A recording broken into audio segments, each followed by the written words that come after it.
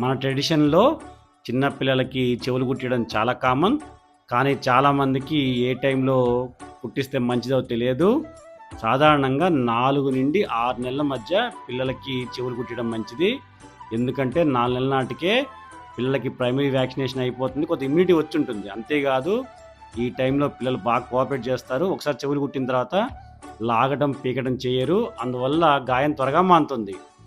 ఎప్పుడైనా సరే చెవులు కుట్టేటప్పుడు డాక్టర్ దగ్గర కానీ లేకపోతే సర్టిఫైడ్ ప్రొఫెషనల్ దగ్గరే కుట్టించాలి.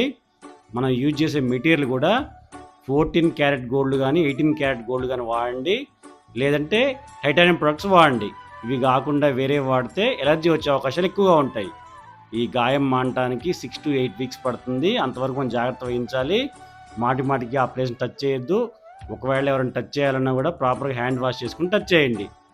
చెవులు కుట్టిన ఏరియాలో ఎర్రగా అవటం, చీము గారటం, ఫీవర్ రావటం లాంటివి ఉంటే వెంటనే డాక్టర్ని కన్సల్ట్ చేయండి.